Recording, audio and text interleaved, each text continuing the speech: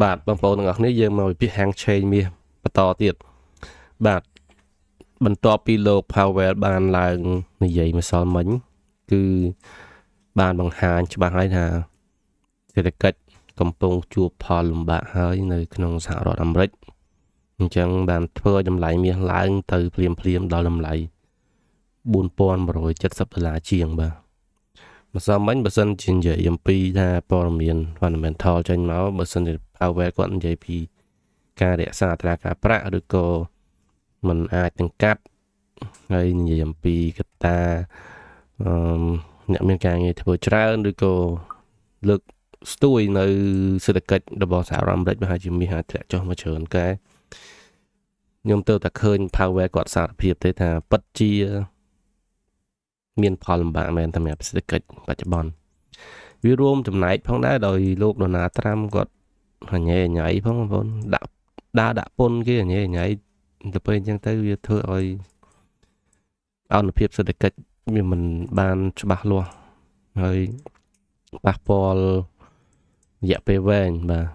ទទទួលស្គាល់ថាគាត់ចង់ឲ្យសេដ្ឋកិច្ចរបស់អាមេរិកវារឹងមាំក៏ប៉ុន្តែវា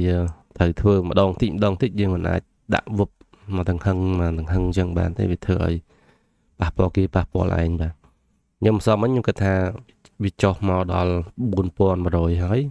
បាទវានឹងអាចត្រឡប់ទៅ4,050វិញតែផ្ទុយទៅវិញវាបានឡើងទៅទៀតឥឡូវជាប់ hold ទៀតអញ្ចឹងតម្លៃមាសថ្ងៃនេះ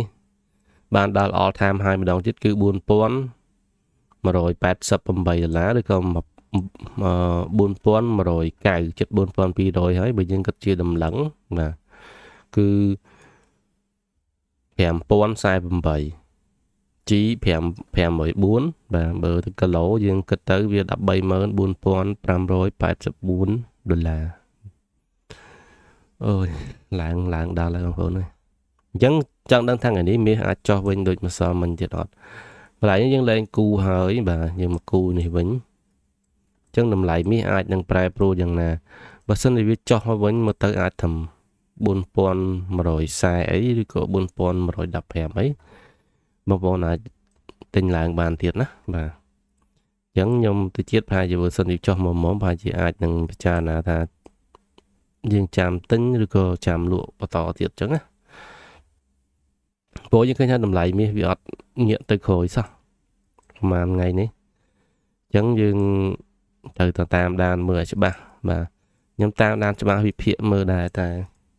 ផ្ទុយទៅវិញវាអត់ដូចអ្វីដែលយើងមើលឃើញប្រចាំខែណាបាទប្រចាំខែលោក Powell គាត់តែងតែនិយាយអំពីសេដ្ឋកិច្ចគាត់ល្អមាសតែងតែចុះតែលើកនេះអត់បាទគាត់និយាយទៅយើងមិនអាចលាក់គេបានបាទតែសេដ្ឋកិច្ចមិនពីអញ្ចឹងឯងទោះតែងតែនិយាយហ្នឹងតែគាត់ពីមុនផ្សេងឥឡូវគាត់ខ្ជិលគាត់អាចប្រហែលជាអាចនឹងផ្លោតំណែងហ្នឹងបងប្អូនគាត់អស់តំណែងឆាប់ពីហើយមកទៅអញ្ចឹងមិនគាត់ខ្ជិលញ៉ៃអញ្ចឹងតម្លៃមាសនេះអត់មានអីវិភាគច្រើនទេដោយសារយើងឃើញថាលុយដុល្លារបានធ្លាក់ចុះនឹងបន្ទាប់ពីគាត់បាននិយាយហ្នឹងបាទឥឡូវមកដល់ support របស់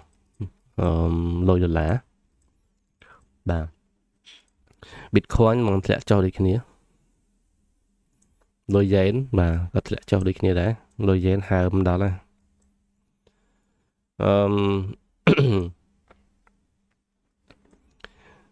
បានបំណុលក៏ធ្លាក់ចុះផងដែរបាទនៅសល់ 4.11%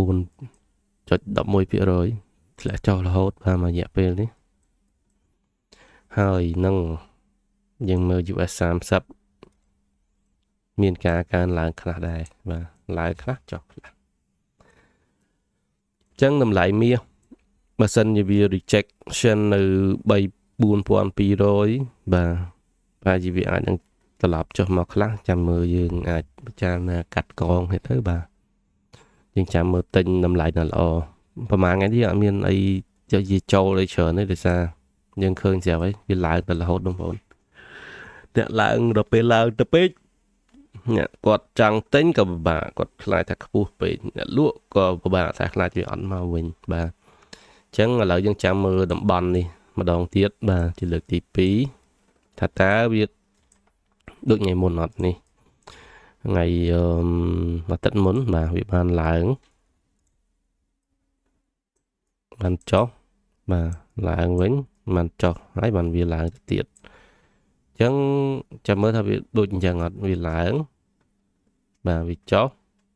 វាឡើងវាអាចចុះដល់កន្លែងនេះអត់ technical គឺយើងមើលទៅវាអាចមកដល់ហ្នឹង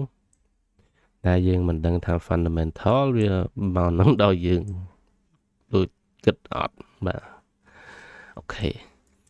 អញ្ចឹងខ្ញុំមានតែប៉ុណ្្នឹងបងប្អូនអរគុណបងប្អូនទាំងអស់គ្នា